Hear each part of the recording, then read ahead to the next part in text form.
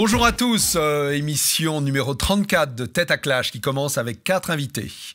Benoît Dumoulin. Benoît Dumoulin est rédacteur en chef adjoint de l'Incorrect. Et si tout se passe bien, là, par là, vous devriez avoir la couverture de l'Incorrect du mois de septembre. Tout rouge sur la PMA. Hein, voilà. Exactement. Bonjour Benoît. Bonjour. Bonjour Franck. Philippe Millot à ma droite. Alors Philippe Millot, je suis très flatté de l'avoir parce que c'est le président de cette belle société. C'est celui qui dirige TV et Radio Liberté, mais qui intervient, alors je précise, à titre personnel. Donc ce qu'il va dire n'engage pas la structure. Nous sommes d'accord Philippe ? Absolument d'accord. Et je suis très heureux de vous avoir à bord. Ça fait longtemps que j'essayais de vous avoir et votre agenda étant chargé, cette fois-ci c'est la bonne, merci.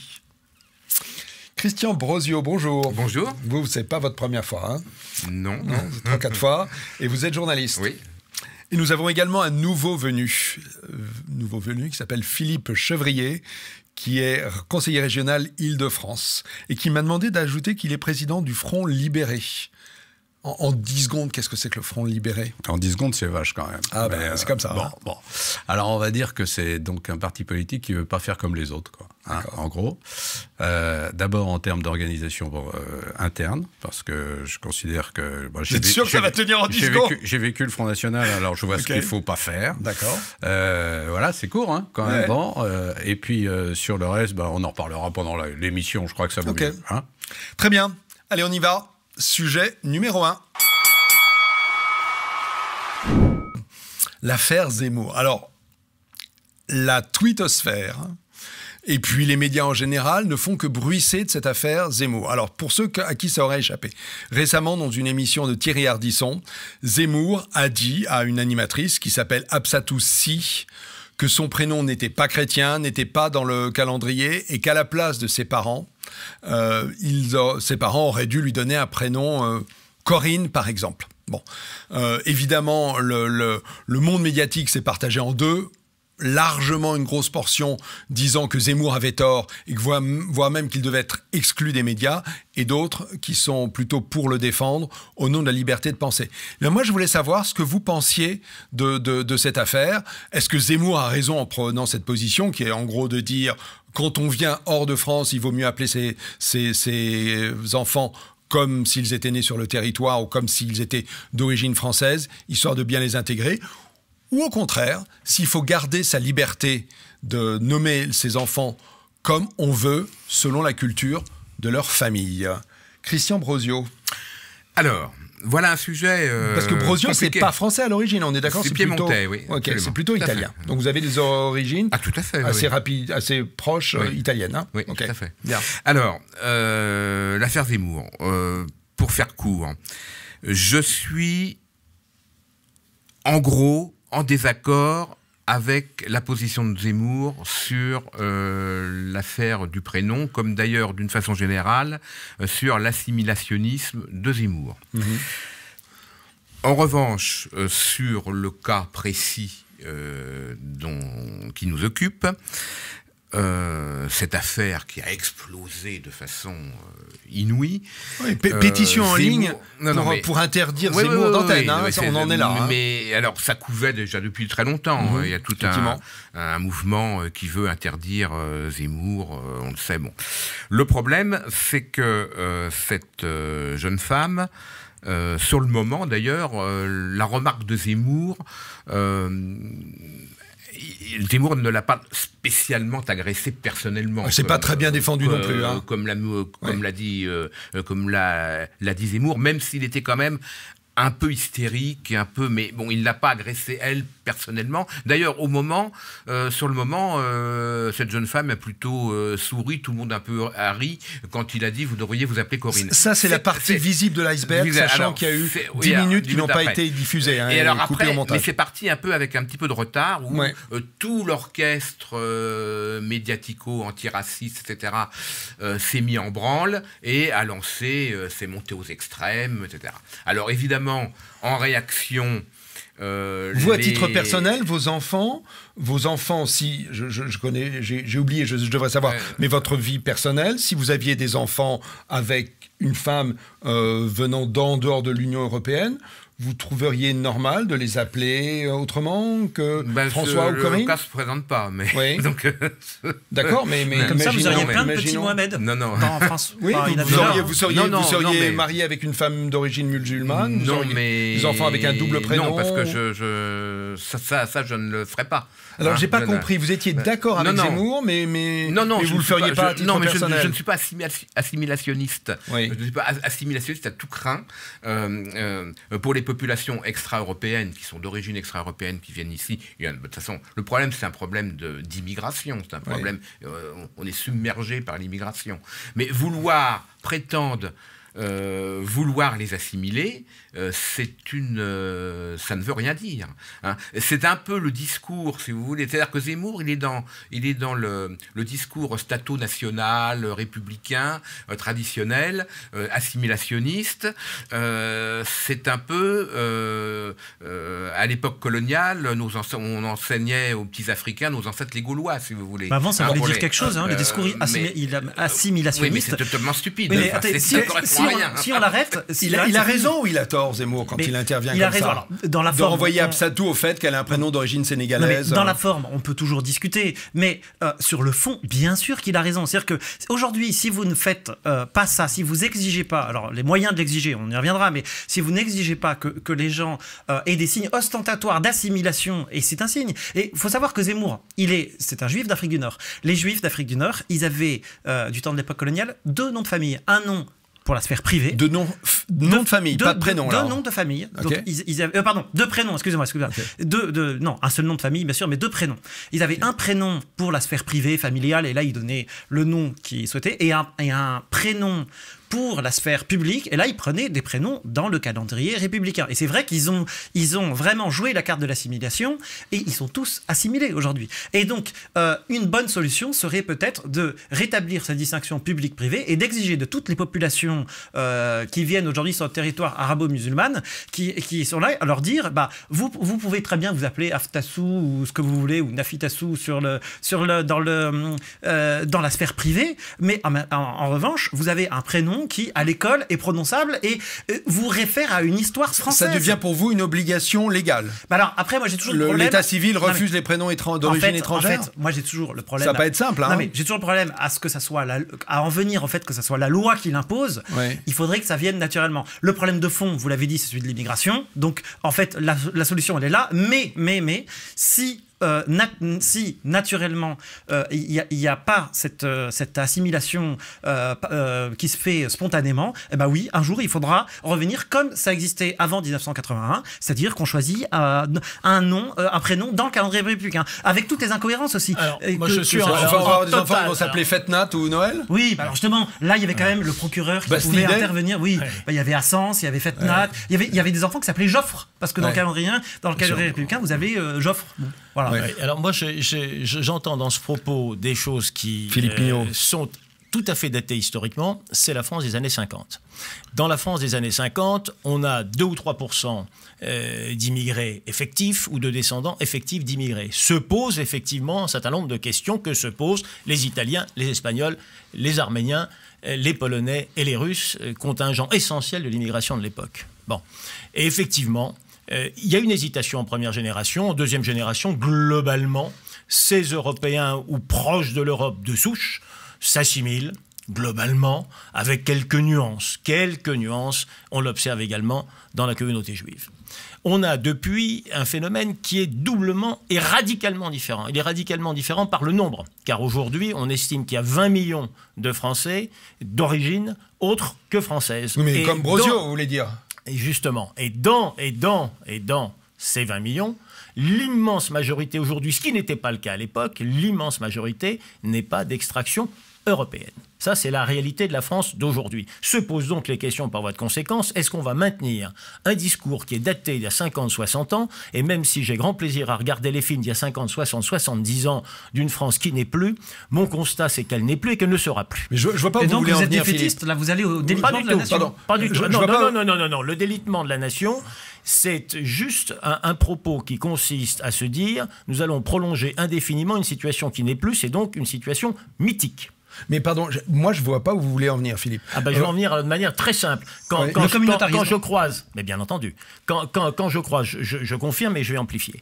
Et lorsque je croise quelqu'un qui, à l'évidence, a des cheveux tout à fait crépus, à l'évidence une grande barbe avec un signe musulman ostentatoire, etc., et qui à côté a une femme voilée. Si cette femme s'appelle Corinne et si ce bonhomme s'appelle Paul, il y a un moment où je les regarde et je me dis, mais j'ai affaire à qui exactement? Est-ce que mes yeux me disent le réel? Ben non, mes yeux ne me disent pas le réel. Lui s'appelle Mohamed et elle s'appelle Fatima, et je trouve que c'est bien ainsi. C'est bien ainsi. Et leurs enfants qui peuvent ne pas être voilés ni avec la barbe. Évidemment, leurs enfants vont prolonger leur être et leur substance. C'est parce qu'il faut aussi agir sur le voile et la barbe. Donc ça veut dire qu'ils ont un destin qui est tout tranché. Ou alors, il faudrait organiser le viol systématique de tranches importantes de population par dizaines de millions en disant vous pouvez être français, mais attention, voilà, c'est comme ça. Si on dit c'est comme ça, à ce moment-là, il ne faut pas les accepter en France. En fait, vous croyez pas... Il y a un vrai choix. Il y a un vrai choix. Ça, c'est autre chose. Il y a un vrai choix. Mais de la même façon que je pense par cohérence, mais justement, de la même façon que par cohérence, je pense que Mayotte n'a pas à avoir un statut de département français à plein. Philippe Millot, je voudrais comprendre. comprendre. Mayotte est une terre africaine et musulmane. Vous dites au contraire de Benoît qui dit dans la loi il faudrait que les enfants aient l'obligation d'avoir un prénom d'origine française. Vous dites au contraire, il faudrait que dans la loi, ceux dont l'origine n'est pas européenne ou française aient l'obligation d'avoir de nommer leur prénom, leurs enfants avec... On n'est pas au stade de l'obligation individuelle, à mon avis. Mais en revanche, pas du tout. En revanche, je crois qu'il y a deux perspectives, et deux seulement. Et la troisième, qui vient d'être développée, n'est pas une perspective, c'est un rétroviseur. Les deux perspectives sont celles-ci.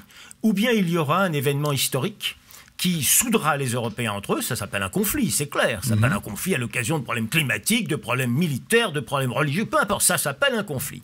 Ou bien il y a des conflits comme ils ont existé tout au long de la civilisation européenne. Ou bien il y a des conflits, et à ce moment-là, les cités grecques se rassemblent contre le Perse, et voilà, et c'est comme ça. Et s'il y a cela, alors l'espoir de la remigration existe, car dans le conflit, comme ça s'est passé après le second conflit mondial, où des millions et des millions d'Allemands... Autrement dit, la Coupe du Monde n'est pas assez pour fédérer les gens. Mais pardon, voilà. Ce débat, Philippe, ce débat, au début, il est fait pour parler de la position de Zemmour, et en gros, voir si Zemmour est un raciste en disant ce qu'il dit, ou si Zemmour doit être interdit d'antenne. Et là, vous êtes en train, tous, de me faire un couplet sur l'Europe et l'assimilation. Est-ce que c'est ça la question, Philippe Chevrier? Vous, à la place de Zemmour, vous soutenez cette position. Il faudrait qu'au lieu de s'appeler Absatou, elle s'appelle Corinne, cette jeune animatrice de cette émission, où finalement, ses parents ont la liberté de choix de nommer leurs enfants comme ils veulent. Alors d'abord, j'ai un problème parce que Corinne, c'est pas dans le calendrier. Donc, mais bon, ça c'est vrai que ça a été souligné. C'est marrant. C'est une plaisanterie. Mais moi, je comprends pas votre position, Philippe. Je peux pas comprendre, car si vous laissez s'installer le communautarisme en France, il est installé. La seule communauté aujourd'hui qui n'existe pas, c'est la communauté des Européens. Les autres sont tous en communauté. Je vous ai écouté, Philippe. Je vous ai écouté. Ah, on voit l'homme politique. Ok. Donc, si vous laissez le communautarisme s'installer, vous allez vous faire bouter hors de France. Car ces populations que vous citiez tout à l'heure, elles n'ont qu'une envie, c'est installer la charia en France. C'est ça le problème. Ça, c'est l'affaire de quelques musulmans extrémistes, Philippe. Non. Pensez pas que la vaste majorité... Bien sûr, mais c'est cette minorité, elle suit les minorités. C'est cette minorité qui entraîne la majorité. Ouais. Bien sûr que c'est ça.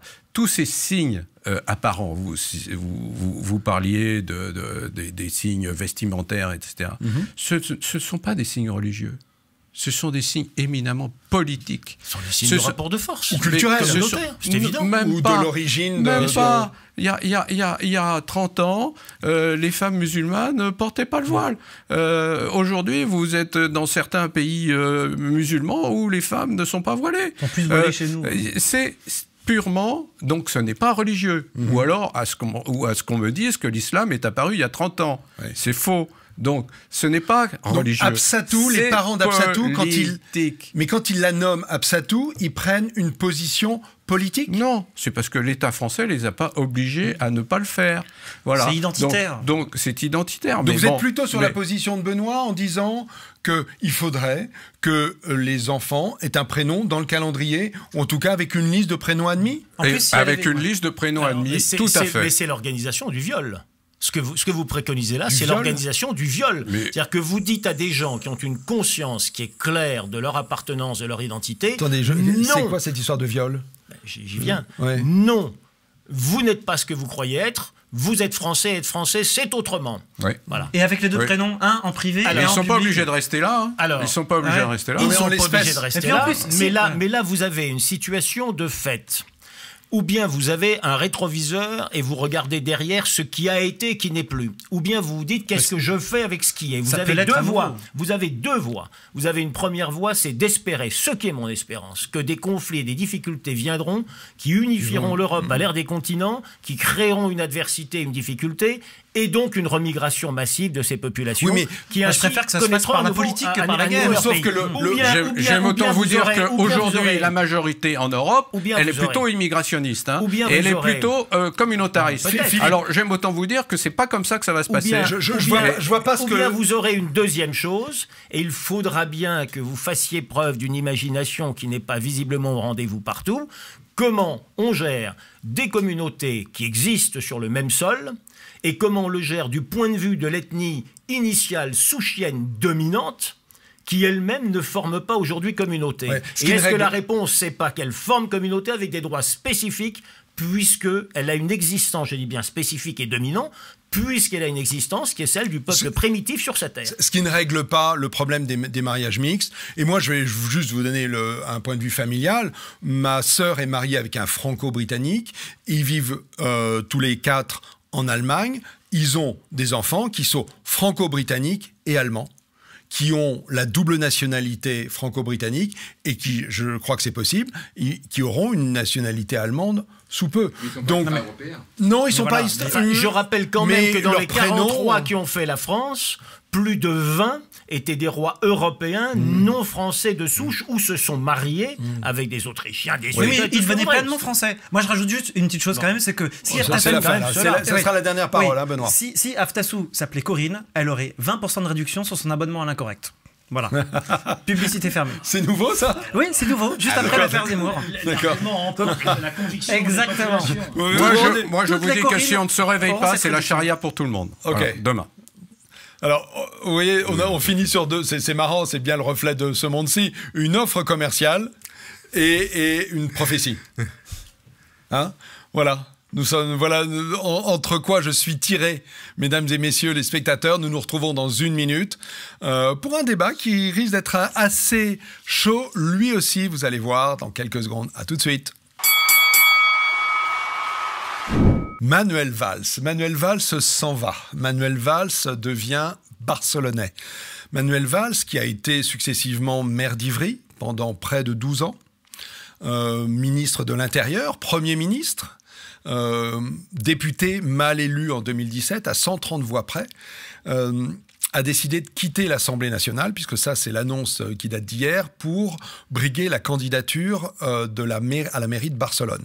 Alors moi je voulais que vous m'en parliez de tout ça, parce que ça me paraît être un drôle de mouvement, même s'il y a une forme de légitimité quand même pour Manuel Valls, puisqu'il est né à Barcelone et que je crois qu'il a la double nationalité. Voilà. C'est pathétique. C'est pathétique. C'est pathétique. C'est-à-dire que ça revient à considérer que les territoires sont interchangeables, que puisque sa carrière politique s'est quasiment achevée en France, finalement, le but pour rebondir, c'est d'aller trouver un autre territoire, comme si finalement les territoires étaient interchangeables et qu'on pouvait aller d'un coin à un autre. Alors j'ajoute une chose, c'est que Manuel Valls, il manque vraiment de sens politique, parce que on sait très bien que quand on accepte le poste de Premier ministre, on est grillé, et donc il a fait toutes les bêtises. Alors que Sarkozy, par exemple... Grillé pourquoi ? Il n'y a pas de vie après Premier ministre. Est-ce que vous connaissez un Premier ministre qui, en se présentant, a été élu président de la République juste après son mandat de Premier ministre? Non. Bon. Il n'y en a pas pour le moment. Voilà. La 5e République est jeune encore. Alors qu'il était ministre de l'Intérieur, assez populaire, entre guillemets, c'était pas très dur dans le gouvernement Hollande. Ouais. Et en fait, ce qu'il a fait, c'est qu'il s'est grillé en tant que Premier ministre. Enfin, il a été solidaire du naufrage d'Hollande. Ensuite, il s'est présenté à la primaire, parce que c'est une très grosse connerie. J'avais oublié ce passage-là. La primaire, on sait très bien que ça polarise à gauche, et lui était à social-démocrate, donc il s'est grillé là. Donc vraiment, il manque de sens politique. Et là, à Barcelone, je pense que vous allez la voir à nouveau à la primaire du parti, je ne sais plus de quel parti, mais vous l'aurez en 2022, la présidentielle. Vous avez évoqué, Benoît, le territoire. Philippe Millot. Comme si c'était interchangeable, etc. C'est le fond de votre propos. Oui. Mais la question est celle-ci. Ça serait sur le territoire français. Il changerait de commune. Il était à Ivry il y a 6 ans. Tout le monde. Finalement, je me présente en Arles. Vous pensez la même chose? Ce qui est arrivé à plusieurs reprises. Mais tout le monde considérait que ça serait un parachutage. Mais là, c'est du parachutage. Il connaît même pas la Catalogne. Autrement dit, est-ce que la frontière compte ou pas? Mais bien sûr, la frontière compte. Et le territoire compte. C'est-à-dire que s'il allait, vous prenez l'exemple d'Arles, s'il allait quelque part, n'importe où, être parachuté, ça serait grotesque. Mais là, ça l'est encore plus parce que il a jamais vécu à Barcelone. Depuis 30 ans, il revient avec ses postures de matamor juste pour dire je vais lutter contre l'indépendance. Qu'est-ce qu'il va faire là-bas? Il va introduire le jacobinisme en se prenant le tapis et en voulant faire la base qu'il a échoué.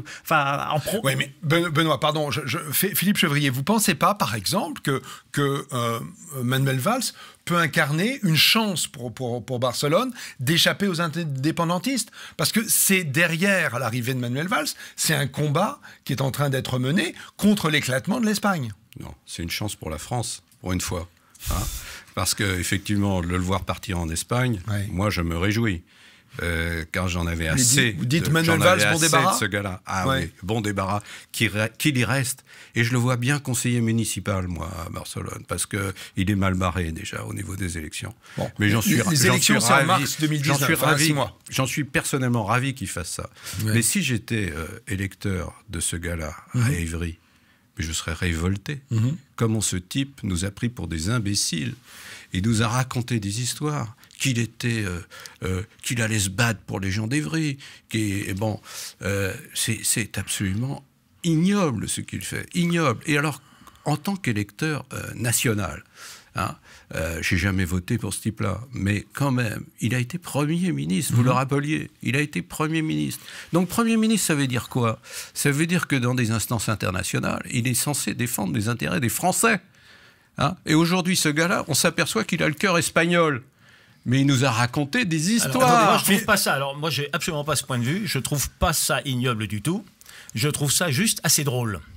Pourquoi c'est drôle? Parce que il va intervenir à Barcelone pour défendre la thématique. Oui, Barcelone et la région catalane doit rester espagnole. Puisque pour l'instant, alors que sa seule qualité pour intervenir là-bas, c'est justement qu'il est catalan. Autrement dit, il va intervenir en Catalogne pour se heurter aux vrais Catalans, si je puis dire, c'est-à-dire à l'identité catalane. C'est plutôt drôle. Oui, et enfin, moi, je veux juste ajouter quelque chose.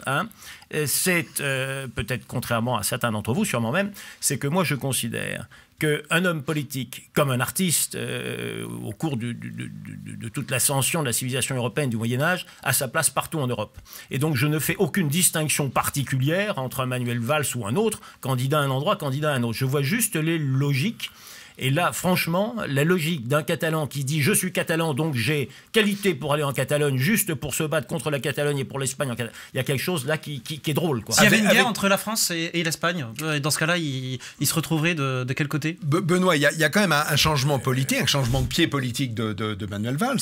C'est qu'il se situait, je crois que c'est vous qui l'avez rappelé tout à l'heure, plutôt au centre gauche de l'échiquier. Peut-être à droite dans le Parti socialiste, mais globalement à gauche quand même, il se revendique lui comme un homme de gauche. Et quand il vient à Barcelone, il est soutenu par la droite barcelonaise et également par le centre, c'est-à-dire par ce parti qui s'appelle Ciudadanos. Mais c'est complètement grotesque, parce qu'avant, on avait des rois de France qui essayaient de... On va peut-être bien sûr, Christian intervenir. Un petit mot, puis après je vous laisse la parole, bien sûr. Vous voulez le stylo et le micro? Non, je vous en prie.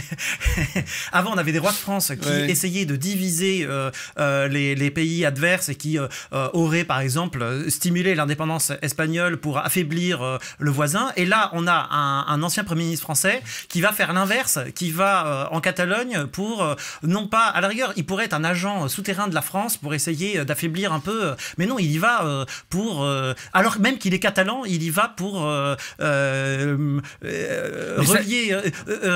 il y va pour lutter contre l'indépendance. Moi, je comprends même pas pardon, tous les Catalans sont pas en faveur de l'indépendance. Il y a même beaucoup de Catalans qui sont en faveur de rester avec ce qu'on appelle les autonomies en Espagne, et l'autonomie de la province Catalogne et de la Catalogne est assez forte, presque aussi forte que le Pays Basque, et du coup, il est assez légitime pour venir tenir cette position. Vous leur faites un beau cadeau. Vous leur faites un beau cadeau, parce que je pense qu'il va coaliser tous les mécontentements et qu'il va renforcer en fait les indépendantistes contre lui. Oui, c'est pas une certitude. Qu'est-ce qui vous êtes en faveur de ce mouvement, vous? Non, ça je vous ne suis ni en faveur ni en défaveur. J'observe ça effectivement. Alors bon, un peu comme Philippe Millot, de façon un petit peu amusé. Oui, mais Philippe, il a l'air de penser, pardon Philippe, je parle à votre place, mais il a l'air de trouver que c'est normal, quoi, ou que c'est possible, en tous les cas. Oui, c'est possible. Mais, par exemple, on a l'exemple, alors évidemment, il ne s'est jamais présenté à une mairie ou à une élection nationale en France, mais on a par exemple le citoyen Cohn-Bendit qui passe sans arrêt d'Allemagne en France. C'est un bon exemple. On a même... vous pensez à d'autres politiques? Et ça vous choque pas? Il a même été jusqu'à... on a même pensé à lui pour prendre une tête de liste aux européennes. D'ailleurs, il n'est pas exclu qu'ils ne prennent pas la tête de liste européenne des macroniens pour les prochaines européennes. A priori, il l'a refusé. A priori, il l'a refusé. En soi, ça ne me choque pas. En revanche, le personnage, là, c'est tout à fait autre chose.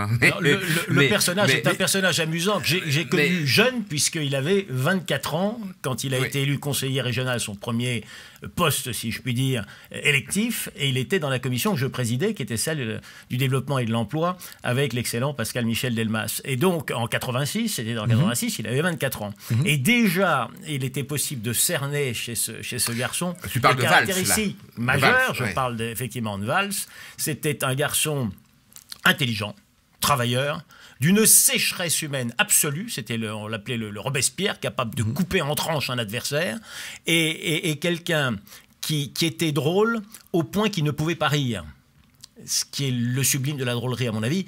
Il essayait des fois de rire et sortait une espèce de cloche fêlée de crécelles réunies qui faisait qu'il arrêtait immédiatement sa tentative avortée. Humainement, alors, en dehors des différents politiques que j'imagine vous avez avec Manuel Valls, humainement, vous l'estimez, cet homme-là. C'est ce que j'entends dans vos souvenirs de vos rencontres avec lui. Je l'estime pour son travail et son intelligence.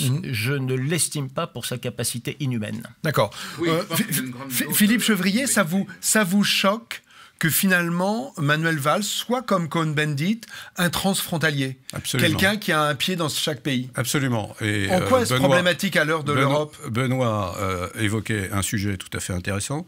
Qu'est-ce qui se passe en cas de conflit entre deux pays quand vous acceptez la double nationalité? Moi, au Front Libéré, on n'accepte pas la double nationalité pour commencer. Voilà. Parce que justement, pour cette question-là... Là, ça dépend de la conception qu'on a derrière. Oui, c'est un fait pourtant, la double nationalité, la triple nationalité. Je suis interpellé sur cette nationalité européenne, et la nationalité européenne, je n'en veux pas. Je n'en veux pas parce que je considère... Pour l'instant, vous êtes un homme politique, vous faites avec le réel, Philippe. Justement, en parlant de réel, le réel, c'est les nations. La nation européenne n'existe pas. Elle existerait s'il y avait eu un conflit dans lequel tous ces pays européens auraient participé et se seraient battus et il y aurait eu du sang et qu'après la paix signée, tout le monde se réunisse dans un même pays. Toutes les nations se sont bâties sur des conflits. Il n'y a pas d'autres exemples. Cette lubie sauf que des conflits, de il n'y en a pas eu créer plus de une nation européenne ans. est une absurdité, est une totale absurdité. Et si jamais on avait effectivement en Europe un jour 27 pays qui disent la même chose sur des sujets internationaux, alors là, il pourrait y avoir un début de commencement d'espoir de création d'une Union européenne. En l'espèce, l'Europe est une utopie. Je ne suis pas contre cette utopie, hein, on est bien d'accord. Mais je la dénonce parce que la réalité, justement, c'est pas ça. Et pourtant, est-ce que l'Espagne n'a pas, Christian Brosio, a bénéficié du savoir-faire d'un homme politique expérimenté? On a rappelé son parcours, hein, un parcours local, donc dans une ville d'importance moyenne, un parcours au ministère de l'Intérieur. Or, on sait qu'à Barcelone, il y a beaucoup de préoccupations liées à la sécurité et liées aux attentats. Un Premier ministre, donc quelqu'un avec une vue sur un grand pays. Est-ce que finalement, pour Barcelone, capitale européenne importante, c'est pas un atout? Alors, je ne pense pas que ce soit un atout pour Barcelone, ni pour la Catalogne, ni pour l'Espagne, car ça ne l'a pas été, à mon avis, pour la France. Donc, ça ne peut pas l'être pour... il a mal fait en France, donc...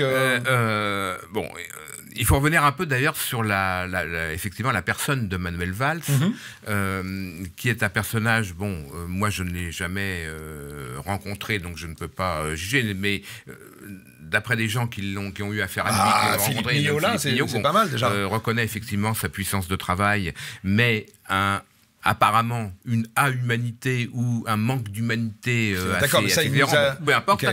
Déjà, pourquoi il s'appelle Manuel? Il aurait dû s'appeler Emmanuel, comme tout le monde, pour prouver qu'il était bien français. Mais et le en personnage... fait, il a continué à se faire appeler Manuel, et c'est très bien qu'il revienne en Espagne, il montre qu'il a jamais été vraiment patriote. Et qu'il y reste, surtout. Donc finalement, vous êtes content qu'il y aille, mais vous voulez surtout pas qu'il revienne. Exactement. Mais c'est un personnage surtout qui a toujours beaucoup raconté d'histoires sur lui-même, Manuel Valls. Hein. Il a prétendu, il s'est bâti une histoire familiale totalement fantasmée en disant que son père était anti-franquiste, etc. Pas du tout. Son père n'était pas du tout anti-franquiste. C'était un peintre catalan tout à fait célèbre. Une famille, sa mère était suisse et qui est une famille qui avait fait fortune dans le commerce de l'or. Il appartenait donc à la grande bourgeoisie. Mais c'est passé. Mais la légende Valls colle plutôt avec Barcelone, une cité qui a beaucoup résisté lors des guerres franquistes. Oui, mais c'est faux. C'est faux, il a même hébergé ses grands-parents ont même hébergé des franquistes durant la guerre civile. D'ailleurs, c'est un peu plus compliqué, parce que pendant la guerre civile, la Catalogne, il y avait effectivement... C'était un centre... J'ai largement simplifié. C'était effectivement un centre où, notamment les anarchistes, les gens du POUM, etc., étaient extrêmement puissants. Mais il y avait également beaucoup de phalangistes en Catalogne, donc c'est un peu plus compliqué. Bon, toujours est-il que Manuel Valls, alors oui, c'est très bizarre. Bon, aujourd'hui, il redécouvre c'est aussi quelqu'un. Christian, c'est fini. Christian, pardon, je suis désolé, c'est fini. Là, je suis à moins 40 secondes. Je voulais vous céder la parole, Philippe, pour conclure, mais je vais me faire engueuler, moi. Hein. Vous êtes le patron de cette boîte. Il va falloir tenir les horaires, messieurs. Nous avons 15 minutes par sujet. Merci. Je crois qu'on va revenir sur Manuel Valls d'une manière ou d'une autre, puisque les élections vont avoir lieu dans plus de 6 mois, et ce sera au moins l'occasion de commenter sa progression, son élection ou sa déroute. Rendez-vous dans quelques secondes. Marine Le Pen et l'expertise psychiatrique. Alors ça, on m'aurait dit ça il y a quelques jours, j'y aurais pas cru. Et pourtant, Marine Le Pen a reçu un courrier des juges lui demandant une expertise psychiatrique. Pourquoi ? Pourquoi c'est simple, c'est que Marine Le Pen a été mise en cause suite à des photos qu'elle a partagées sur Twitter, je crois, d'émissions d'images très violentes d'exécutions par Daesh. Ça, c'était en 2015. Le temps que la justice fasse son œuvre, Marine Le Pen a été mise en cause, donc, et les juges ont demandé une expertise psychiatrique. Expertise psychiatrique, je m'empresse de vous le dire, qui est une obligation. Hein, c'est-à-dire que les juges n'ont pas fait ça a priori pour nuire à Marine Le Pen, mais parce que la loi, et je peux la retracer depuis 2012, depuis 92 à 98, la loi a été ainsi faite que dans ce cadre de dénonciation d'infractions sexuelles, protection des mineurs, images violentes, il y a un ensemble de textes là-dessus, celui qui est mis en cause doit être expertisé psychiatriquement. Moi, je me suis demandé si c'était de l'obsession, si c'était de la persécution. Bref, Pourquoi les juges font-ils ça? Est-ce que ça vous semble légitime? Voilà les questions du débat. Enfin, ce qui est particulièrement, à mes yeux, odieux, insupportable, c'est la criminalisation de la pensée. Hein, ça me rappelle Staline. C'est-à-dire qu'en fait, le fond de l'affaire, c'est que sous Staline, si on est dissident, alors on est fou. Si on est fou, il faut être interné. Et allons-y, vive les camps en Sibérie. Vous pensez que c'est ça l'enchaînement qui est en train de se passer? Ce que je pense, parce que vous l'avez souligné à très juste titre, c'est que ça ne vise pas seulement personnellement Marine Le Pen. C'est tout un système qui s'est mis au point, qui criminalise la pensée, ou sous la forme de la judiciarisation. Vous ne pensez pas comme moi, et autour de cette table, on ne pense pas comme moi, et j'en suis réjoui. Vous ne pensez pas comme moi, alors vous êtes quelque part ou dingue, et ça, il faut vous enfermer, hein, ou vous êtes criminel quelque part de ne pas penser comme moi, et il faut vous judiciariser. Mais le fond de l'affaire, c'est le mécanisme. Le fond de l'affaire, c'est pas ça, c'est encore plus grave. C'est-à-dire qu'avant même l'expertise en psychiatrie, c'est le fait que Marine Le Pen soit poursuivie pour avoir mis sur son compte Twitter des images de Daesh, mais on sait très bien, enfin, n'importe qui sait qu'elle ne fait pas l'apologie de Daesh.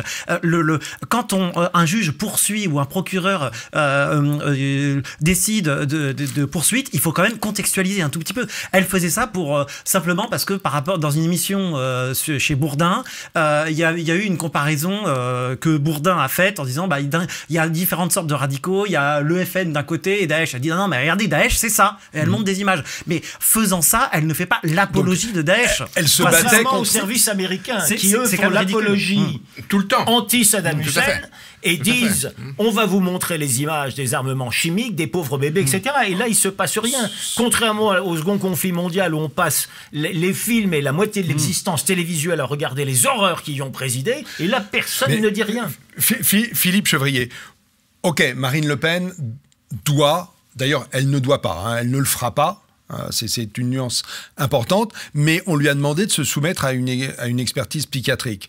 Il y a quand même un fondement légal dessous ça. Hein. C'est cette fameuse loi. Mais on peut se poser la question de ce fondement légal, justement. C'est un petit peu ridicule de demander à quelqu'un d'aller se soumettre à une expertise psychiatrique avant même de lui poser des questions. En général, on pose des questions, on établit des faits, et après, s'il y a sanction à apporter, on examine effectivement la responsabilité de la personne. Là, on le fait avant même de lui poser des questions. C'est ça que je trouve totalement ridicule. Bon, du point de vue de la loi. Vous qui connaissez Marine Le Pen, vous pensez qu'elle a besoin d'une expertise psychiatrique? Attendez.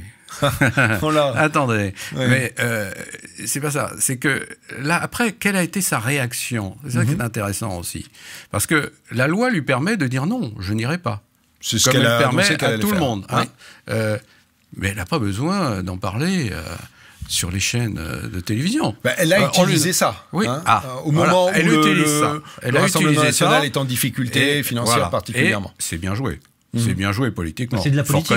C'est de la politique. Mais est-ce que c'est une forme de victimisation? Elle resserre les rangs de ses partisans autour d'elle. Elle se victimise. Bon, très bien. Mais elle n'a pas, franchement, il n'y a pas de terrain pour ça. Je veux dire, il n'y a pas de véritable raison de se victimiser sur cette question-là. Donc c'est un non-événement qu'elle n'aurait même pas dû utiliser pour vous, Philippe? Absolument. La loi est mauvaise, mais elle pouvait très bien s'en tirer discrètement. Oui, le problème de fond, c'est la plainte, c'est tout.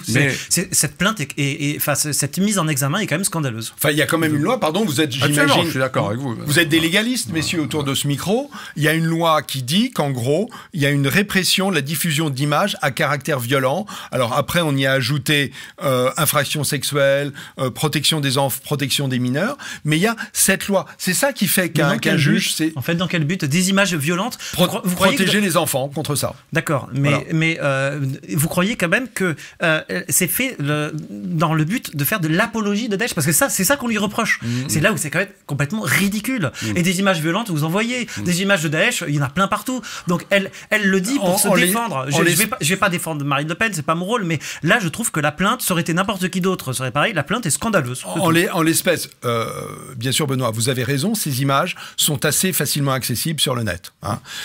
Quand on tape exécution, Daesh, couper la tête, des choses comme ça, on trouve assez facilement ces images. Mais ce que l'on reproche à Marine Le Pen, c'est de les avoir mises en avant, elle qui est une femme... politique éminente avec une très large audience et donc à donner des échos à des images qui sans ça pourraient rester confidentielles.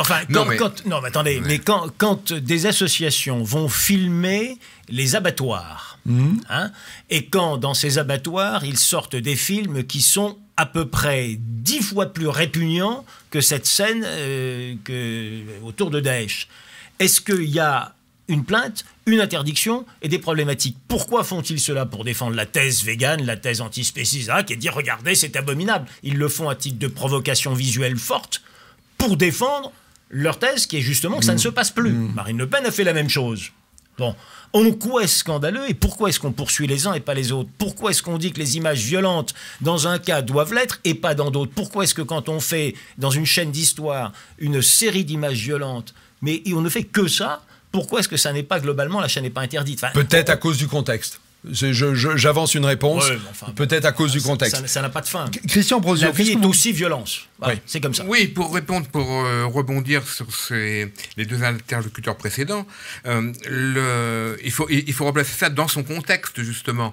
Marine Le Pen a posté ces images de Daesh. C'était une réplique, comme vous l'avez rappelé, à une accusation, une affirmation de M. Bourdin qui faisait le parallèle entre l'extrémisme ou le radicalisme du Front National et du radicalisme islamique et des exactions de Daesh, etc.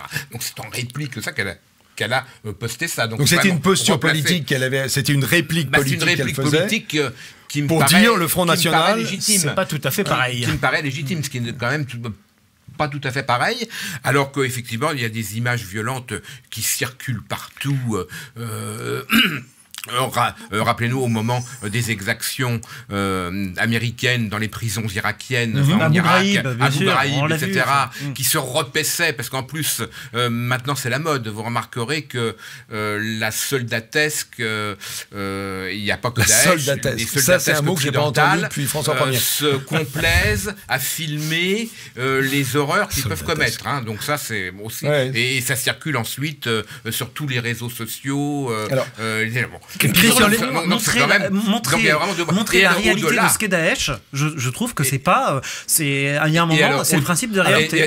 Cela dit, messieurs, je vais quand même vous donner une information. Cette loi-là dont je parle, loi de 92 et de 98, modifiée en 98, elle est utilisée par les groupes conservateurs, figurez-vous. Oui, et pourquoi elle est utilisée par les groupes conservateurs? Elle est utilisée pour s'opposer à la diffusion de jeux vidéo violents ou d'images pornographiques.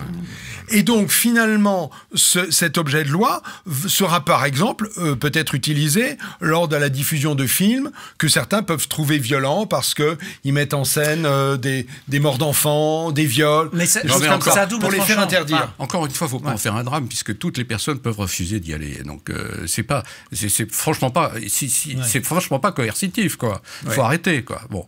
Mais moi, ce qui me paraît intéressant... Vous n'avez pas répondu à ma question pour savoir si Marine Le Pen avait besoin d'une expertise psychiatrique. Ça vous a fait sourire? Ah oui, ça m'a fait sourire. Juste pour vous faire sourire. Oui, ça m'a fait sourire, parce que ça, c'est un sujet intéressant. Ça, c'est un sujet très intéressant. Par rapport à l'autre qui ne l'est pas. Bah oui, c'est intéressant. Pourquoi? Parce que personne n'en parle. Personne n'ose en parler. Ouais. Nulle part. On n'aborde pas le sujet. Or, il y a un vrai sujet. Il y a un vrai sujet. Voilà une personne. Il y a la folie de Marine Le Pen. Est-ce qu'elle est différente de celle de Sarkozy, de Hollande? Sarkozy n'a pas subi, dans son enfance, un attentat. Ouais. Un grave attentat où elle s'est retrouvée quand même dans le vide avec ses parents à l'étage en dessous, etc. De l'attentat sur le palier de Saint. Elle habitait le 15e arrondissement, je crois, à l'époque. Une photo assez saisissante de ça. Voilà, premièrement. Ouais. Deuxièmement, Nicolas Sarkozy il ne s'est pas fait abandonner par sa mère à l'âge de 17 ans. Vous comprenez? Donc ça, c'est quand même en pleine adolescence. C'est sa sœur qui vient lui annoncer à la sortie du collège que maman est partie. Ouais, mais beaucoup de familles se divorcent et ça se passe mal et les enfants sont traumatisés. Pour autant, ils n'ont pas besoin d'expertise psychiatrique. C'est vrai, mais la maman en question, pendant 10 ans, elle n'a pas donné signe de vie. Pas un coup de fil, pas une lettre, rien. Rien, silence total. Donc, psychologiquement, vous imaginez que ça ne peut avoir que des conséquences. Bon. Et puis, donc, attendez. Ce qui était une boutade de ma part va assez loin de votre part, Philippe Chevrier. Bien sûr, mais attendez, on est en liberté de parole. Absolument. Ou pas on l'a prouvé sur le sujet Zemmour. Donc, je vous dis, il y a un vrai sujet. Et quand on connaît Marine Le Pen de près, et c'est mon cas, je peux vous dire que la manière dont elle s'adresse aux gens qui travaillent avec elle, c'est quand même problématique, car elle ne cesse d'engueuler les gens autour d'elle. C'est sa nature réelle. Donc Philippe Chevrier, messieurs qui nous regardaient, mesdames qui nous regardaient, vient de donner des billes au juge pour reconvoquer Marine Le Pen pour une expertise plus sévère et plus motivée. L'expertise, vous la faites tout seul. Ouais. Vous voyez bien qu'il y a un problème. Vous voyez bien qu'il y a un comportement qui n'est pas un comportement normal. Le débat de l'entre-deux tours est un autre exemple. Vous avez une personne qui a un peu perdu les pédales, alors que sur le fond, elle avait des choses tout à fait intéressantes à dire, et même quand elle a fait ce geste qui a étonné tout le monde, etc. C'était dans les campagnes. Oui, mais c'était quelque chose d'assez amusant, au contraire, parce qu'elle imitait, au contraire, ce que disait Macron dans ses meetings. Donc, si elle mais elle s'est laissée emporter par, je ne sais pas, par une espèce d'ultra confiance en elle, qui a fait que tout ça est devenu ridicule. C'est pas le lot de tous les politiques d'être narcissiques. Oui, j'allais là-dessus parce que c'est un sujet. Philippe, j'allais là-dessus parce que dans des émissions précédentes, on a parlé de Trump, dont la fragilité ou l'équilibre psychique est remis en cause, et finalement des études montrent qu'un président américain sur deux était sujet soit à des grandes dépressions, soit était schizophrène. Donc ça semblerait être une caractéristique est-ce que vous connaissez presque fondamentale pour un homme ou une femme politique. Est-ce que vous connaissez une jeune femme qui a tout reçu de son père, financièrement, statutairement. Les héritiers, oui.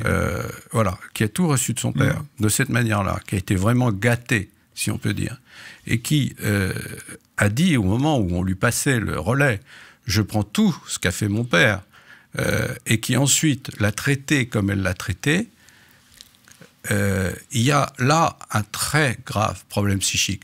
Elle a traité son père de cette manière-là, et les amis de son père également. Philippe, on va clore ce sujet-là. Je vais céder la parole à Christian Brosio, qui sera d'ailleurs celui qui va intervenir pour la dernière fois dans ce sujet. Christian. Oui, au-delà du cas précis de Marine Le Pen, l'intérêt de cette affaire, c'est qu'elle a porté à la connaissance du grand public cette fameuse loi de 1992 que beaucoup de gens ignoraient et qui est très inquiétante, effectivement, ce que disait Philippe Millot au début de ce chapitre, c'est la psychiatrisation de la pensée, de la dissidence de la pensée. Et ça, c'est quelque chose, on sent bien que ça monte depuis des années dans divers propos, dans... oui, mais est-ce que vous avez des exemples à nous donner? Parce que j'ai regardé le nombre de condamnations par rapport à il n'y a pas encore de condamnation. Mais il y en a 20 par an. Il y en a 20 par an sur ces fondements-là. C'est déjà beaucoup. Mais dans les propos, par exemple, dans des débats, des tables rondes, etc., ou des intervenants qui ne sont pas d'accord avec un interlocuteur, qui tiennent des propos au bord. Vous êtes... voilà. Vous pensez, pour conclure, Christian, qu'il y a un risque de psychiatrisation qui parlent de l'identité, etc., c'est tout juste, il faut quand même... il y a quand même un état d'esprit qui est quand même bizarre. Il faut... et c'est pas si nouveau, d'ailleurs.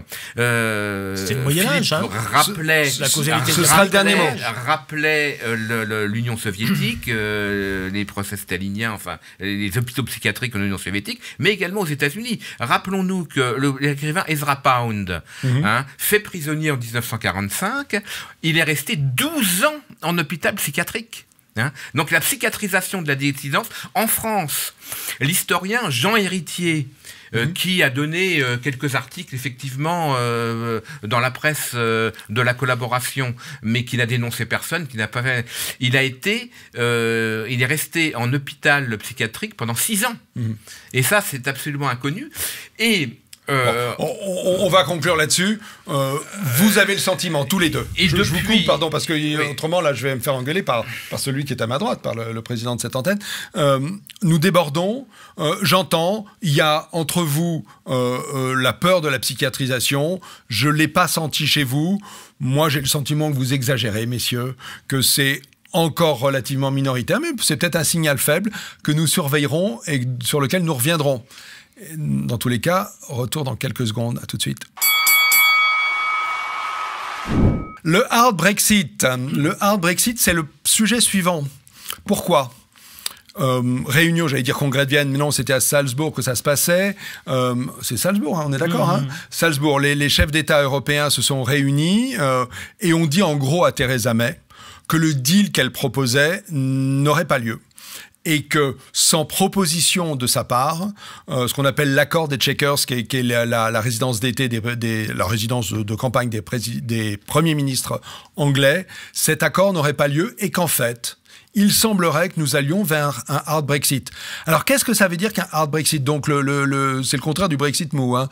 C'est le Brexit tranché dans le vif, où il n'y a plus d'accords commerciaux entre l'Europe, les différents pays d'Europe et l'Angleterre. Et l'Angleterre, ne faisant plus partie du marché commun, devient un pays tiers qui doit négocier pays par pays des accords commerciaux. Donc, il y a tout à réécrire.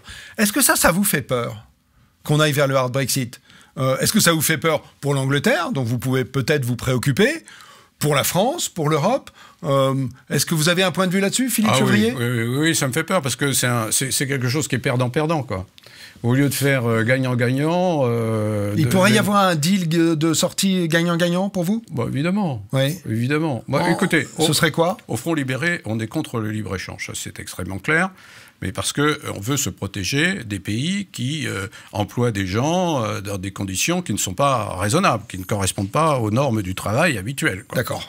Là, et à condition d'ailleurs que ces produits soient des produits finis et pas des produits qui nous permettraient d'avoir une meilleure productivité. Cela dit, quand on a des pays qui sont de même niveau de développement, le libre-échange est une excellente formule, d'autant que les règles sont les mêmes pour tout le monde, ou quasiment les mêmes. Bon, il y a le problème des normes, mais là aussi, sur les normes, il faudrait travailler pour que les normes soient à peu près les mêmes un peu partout. Et là, c'est effectivement un facteur de richesse entre les pays. Donc le fait de dire...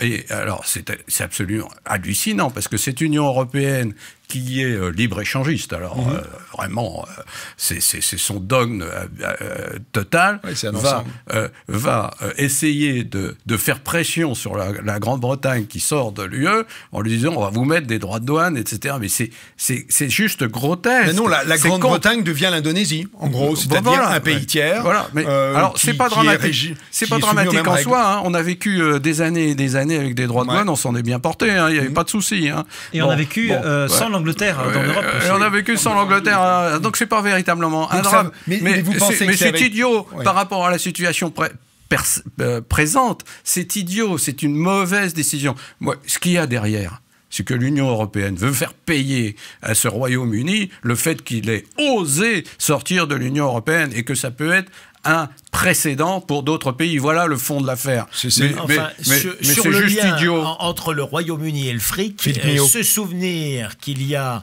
My Money Back, hein, et que... Ça, c'est Margaret Thatcher. I want my money back. Absolument. Okay. Et que ça fait 25 ans que l'Union européenne tente d'avancer sur un certain nombre de sujets et que l'Angleterre freine ou bloque.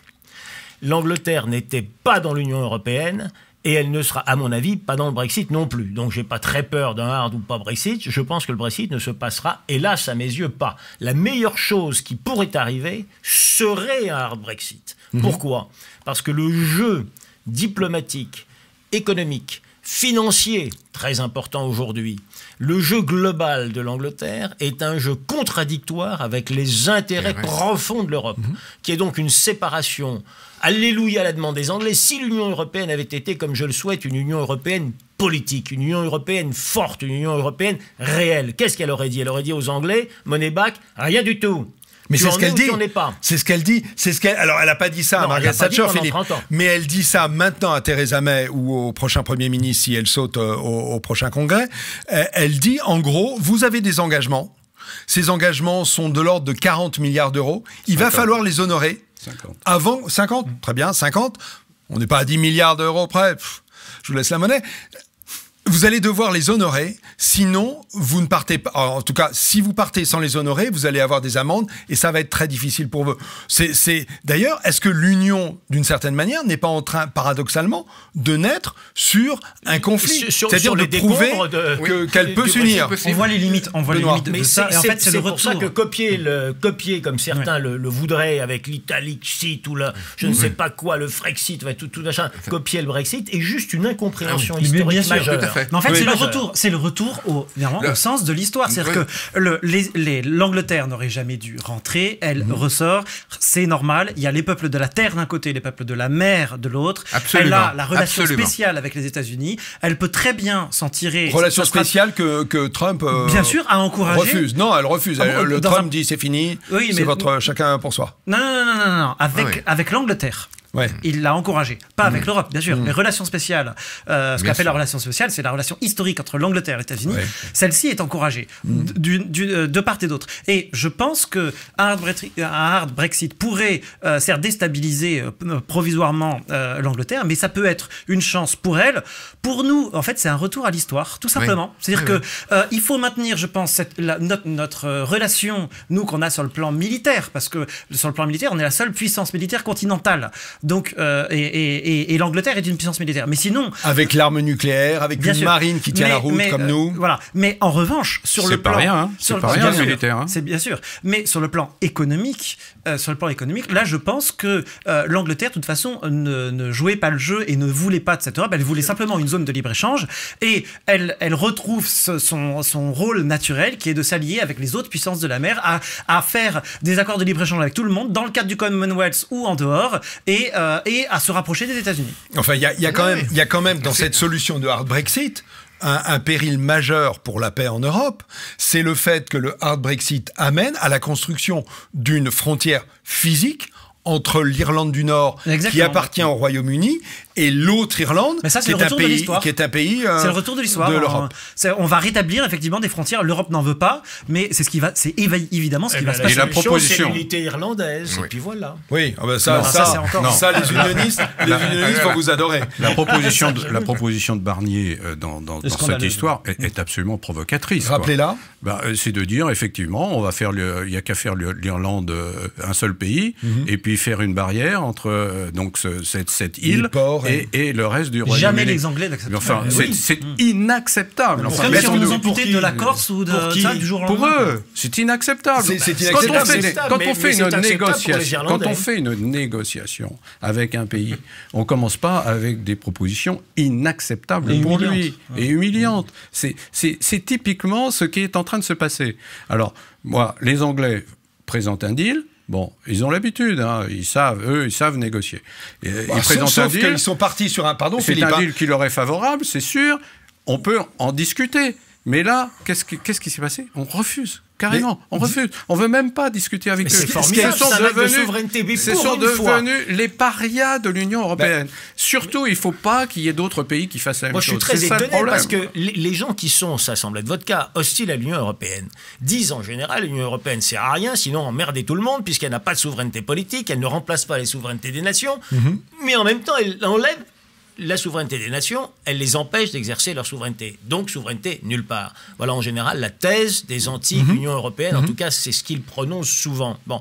Pour une fois qu'il y a un acte de souveraineté, en disant, écoutez les cocos, vous êtes bien gentils, mais vous avez voulu... Les cocos, c'est les Anglais. Voilà. Vous avez voulu, vous l'aurez. Et assumez les conséquences, y compris dans votre guerre, votre machin irlandais, et pourquoi pas dans votre machin écossais. Mais pas du tout. On a voulu les faire revoter une deuxième fois. Là, le Labour essaye de les faire voter à nouveau. Et en plus, vous parlez de respect de la souveraineté. Mais la première souveraineté, c'est la souveraineté des peuples. Et là, je constate que si le Brexit, c'est à ce prix et avec la rigidité du système actuel, on comprend que personne ne voudra rentrer dans l'Union européenne si on sait que la décision... entrer ou sortir de l'Union européenne? Entrer. Les Islandais, à un moment, voulaient entrer, et personne ne voudra plus entrer quand on sait que finalement, on ne peut pas en sortir, même si le peuple souverain en décide. Regardez les Grecs. Les Grecs, ils ont élu Tsipras pour dire on ne veut plus forcément de l'euro et tout, et en fait, finalement, Tsipras... Mais Benoît, au contraire, est-ce que le message qui est envoyé aux pays qui voudraient partir, c'est vous pouvez partir, vous avez voté, vous pouvez partir, mais voilà les règles, ça a un prix. Mais vous avez vu le prix, vous pouvez pas être dedans et dehors. C'est une humiliation. Jamais Theresa May n'accepterait, et même aucun. Mais c'est pas une humiliation. Le problème, c'est que si elle accepte pas, on va vers le hard Brexit. Le deal actuel, il est inacceptable. On va laisser là. Je suis absolument en désaccord. Pour une fois que les Anglais paieraient leur dû, ça leur ferait du bien. Alors, il y a un risque que je voudrais souligner, et c'est là-dessus que je vais lancer Christian Brosio, c'est que avec le hard Brexit, ça laisse la liberté à l'Angleterre de devenir un pays voyou. Je vous explique. Un pays qui devient une sorte de super état de cocagne, où il y a peu d'impôts, un paradis fiscal, un pays qui pratique un dumping très important et qui donc va se retrouver en concurrence directe avec l'Europe. Est-ce que ça vous paraît être un danger important? Comme le Delaware, flexibilité. Oui, flexibilité du travail, open bar financier. C'est déjà un peu le plus grand paradis fiscal, c'est Delaware. Donc, un grand pays offshore, autrement dit. C'est un peu ce que les interlocuteurs précédents disaient. Effectivement, c'est le retour de l'histoire et la Grande-Bretagne retrouve sa place naturelle, si j'ose dire, qui, de facto, n'était pas arrimée au continent européen. C'est le grand large, c'est la politique du grand large. Et c'est un choix qui a été fait en 1916, lorsque Lloyd George est arrivé au pouvoir. Se posait alors le problème. Il y avait les propositions de paix blanche en Europe, différentes propositions de paix, il y en avait eu plein, l'Autriche, même l'Allemagne, le pape, etc. Et il y avait en Angleterre un parti qui était favorable à cette paix blanche, de faire un choix européen. Lloyd George est arrivé, il a dit non. Le choix de l'Angleterre, c'est d'être solidaire des puissances atlantiques contre les puissances continentales. Donc c'est un retour, c'est un retour au mouvement naturel dans l'Angleterre. Oui, je pense. Mais c'est un peu votre position autour de la table. Comme ça a été souligné. Donc, hard Brexit ou pas hard Brexit. Sauf que le hard Brexit a des conséquences très précises. Ça se passe en France, qui est un des pays qui communique et qui commerce le plus avec l'Angleterre, et ce depuis des centaines, si ce n'est des milliers d'années, puisqu'on a des traces de commerce au niveau du paléolithique, en échange sur les deux rives. Ça risque d'avoir des conséquences très, très visibles dans tous les ports qui communiquent avec l'Angleterre, avec des postes de frontières, avec l'arrêt du commerce, avec des villes qui risquent de sombrer. Une partie de notre place financière que l'Angleterre a piqué. C'est le cas pour Bruxelles déjà. Voilà, donc tout ça s'équilibre, c'est un remaniement, c'est pas grave. D'accord. Donc le hard Brexit. Alors on va conclure là-dessus. Je vais faire un tour de table. Le hard Brexit, Philippe Millot, vous trouvez que c'est super? C'est super. Ok, très bien. J'adore.